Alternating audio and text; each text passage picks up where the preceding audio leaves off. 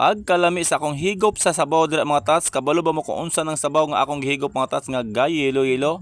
Kung gusto mo makabalo, tara ubanin ning video ha kay atong isa-isahon. Nag-request ang akong amigo mga tats na mopalit daw kog balbakwa bali duha ka serve. Kay lami daw ihigop og sabaw bahalag init. Kay nga akong amigo dito mga tats nagkilaw pud to siya og isda. Tanaw ang atong kusinero or tindero mga tats perting tisuya. Shout out si Moda Brad. Pagkahuman yag takos mga tats atong bayaran no. Lisod po di mo na bayaran imo man nagi-order. Mukuha din tag sili mga tas kay siyempre pares man ang sili og sinabaw og limonsito. Pagkahuman mo pasin na tano kay magdali-dali pa ta kay moadto pa ta sa pikas tindahan kay mo palit pa tag soft drinks kay nag-request pud sila og soft drinks. Wow, kalami pud ani oy.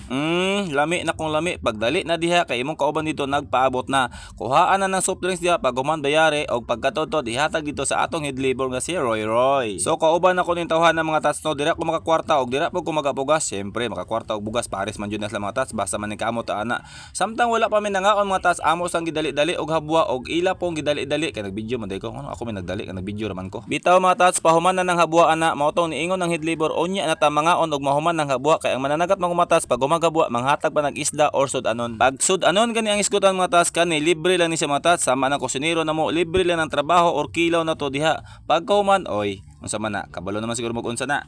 Mga tats, na-appeal ta sa grasya mga tats. So, taas kay na mga tats na.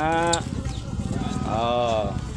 Kato kay grasya naman to mga tats, ako tong isipte kay basig maapil og kinilaw dira. Na, wa jud tay madala sa balayan ni mga tats. Pero joke lang mga tats kay sobra-sobra ang sud-anon dira mga tats og isa pa kada tao dira mga tats naa na sila sud-anon so dili jud to mailog ang ato ano. Ang atong ilogon mga tats kini. Mao nang ato ning tirahon mga tats kay basig mapariha to na aging vlog mga tats nga wala na ko kakaon kay sige na lag binidyohay. Mao nang ako na nang giyak andi mga tats kay ako nang higupon ang sabaw diha karon. So mo video ko mga tats kadiyot lang no kay dili ta mo kumpiyansa kay isa lang ka pamilok na to mga tats og daw jud tanan kanon og sud-an diha.